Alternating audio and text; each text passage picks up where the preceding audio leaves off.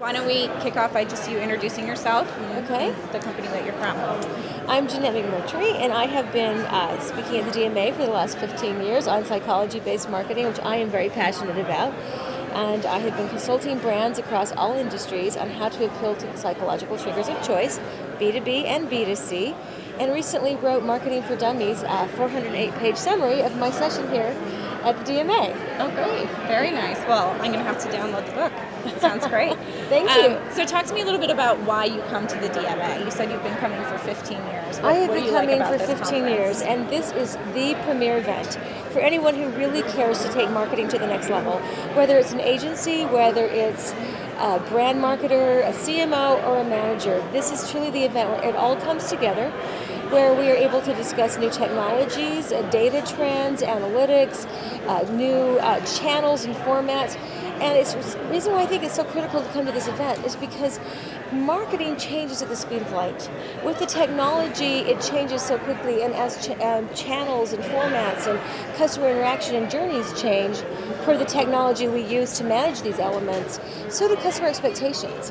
And so coming here helps us get up to speed on the technology that we need to meet the expectations of customers and help them have a more personalized and relevant experience. And without everything that we learn, we can't really get there.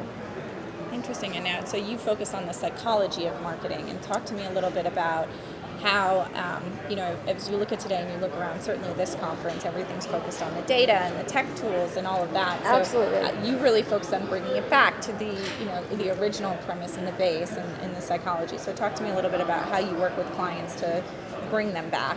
And thank you for asking that question, because that is so critical for marketers today. It doesn't matter how well you have mastered the technology, because if you don't have the right messaging that appeals to 90% of our decision processes, the unconscious mind, you will not be successful. So you can spend all the money in the world on all the data analytics, customer journey, automation, CRM system, all the drip and triggered email marketings that we as marketers do.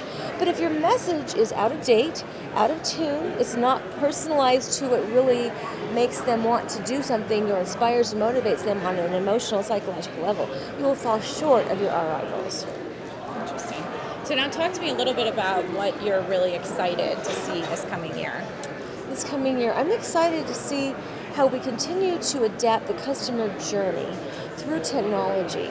How do we do personal analytics? One of the things I've really loved throughout my career is working with Xerox, because they have come up with all the technology to pioneer personalization.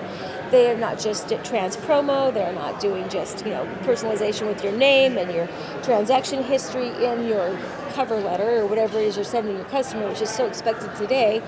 They have learned how to customize creative to a personal level. So in every element of a campaign is personalized to what's relevant, you can really win. And what I'm excited to see our technology continue to help us do is to be able to come up with a marketing piece that's so one-to-one that it's even relevant to the fonts and the color of the persona.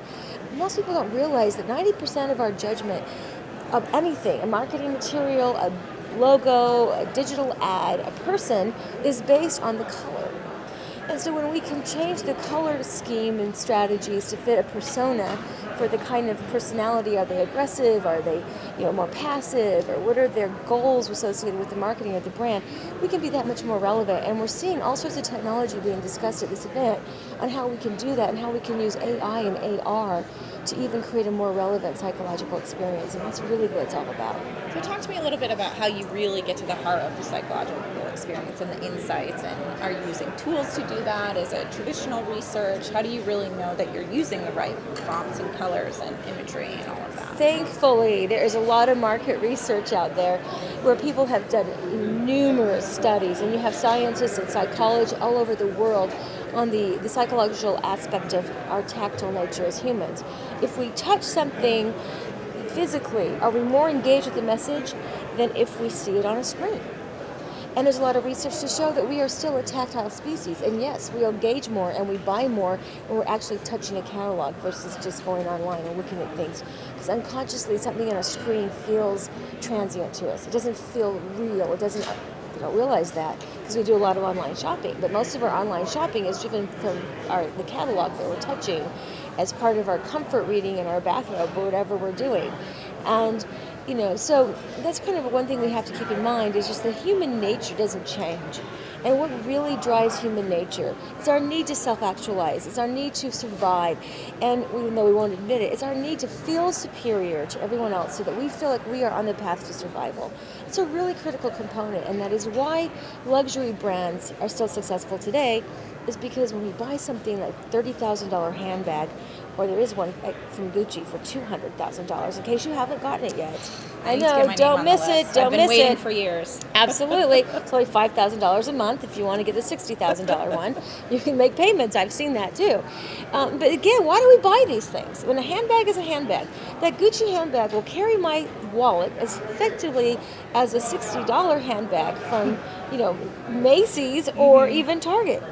But we buy the $200,000 one because it makes us feel like we are better than other people. Unconsciously, that appeals to our DNA for survival.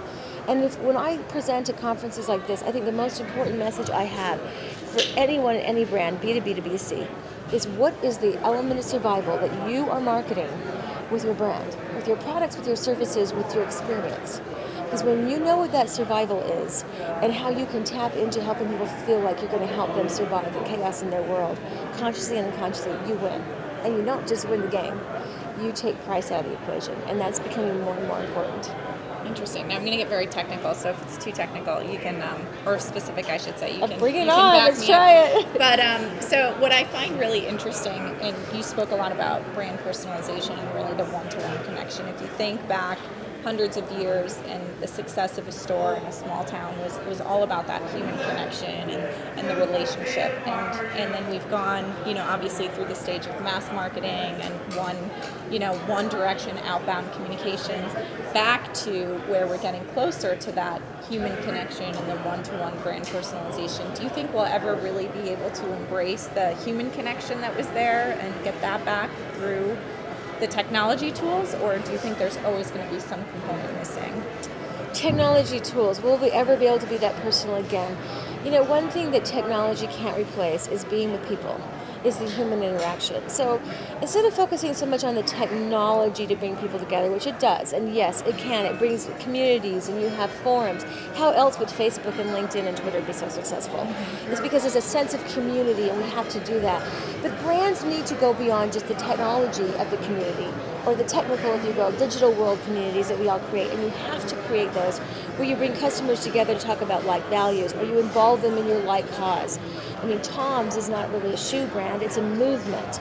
And yet people never meet the people that distribute the shoes for Tom's shoes, but they feel like they're part of a community because they can go online and talk about it. But what Tom's does wonderfully, they have live events.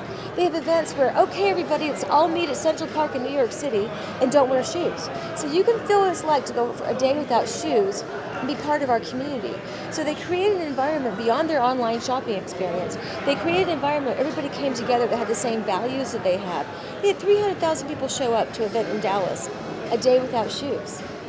And in 3 years, they went from a startup to a $25 million brand. It only happens when you tap into what matters most. What matters most is we want to feel like we are changing the world. We want to feel like we're making a difference and that we are set up to survive.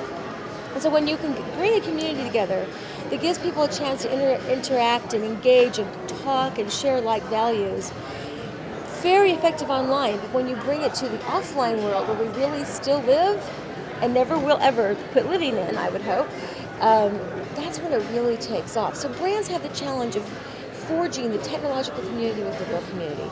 And it's not a hard one. It just takes imagination, which makes it fun. That's very interesting. Now, one more question before we wrap up. What are you most worried about looking at 2019 and the marketing landscape overall? I think I worry that people are trying too hard to be so different and be so trendy to get attention that they forget what matters to the human spirit. And I think, sometimes we can overuse our technology and forget about what we just talked about, the human touch. And I think that when brands kind of blend the two, they'll be successful. But I worry too that we're becoming so digital and so robotic in some of our marketing practices that we forget that aspect. And we can't do that. And it's really interesting because you're seeing more and more of the millennial generation whose screen behavior and habits spark so much of the technology we have today. And they're all saying, stop, slow down, let's get back to the real world. Yeah, the brands have been on this fast track to have the latest technology, the latest widgets, if you will, to interact in a digital world. And that is scary to me because you can never take the human out of the human decision process. And too many times we rely on technology to do that. So I hope we can have some balance. Great. Anything else that you want to hit on? Or that I think we covered it. Okay, great. Thank you Well, so thank you much. very much. It was great having you. Thank you.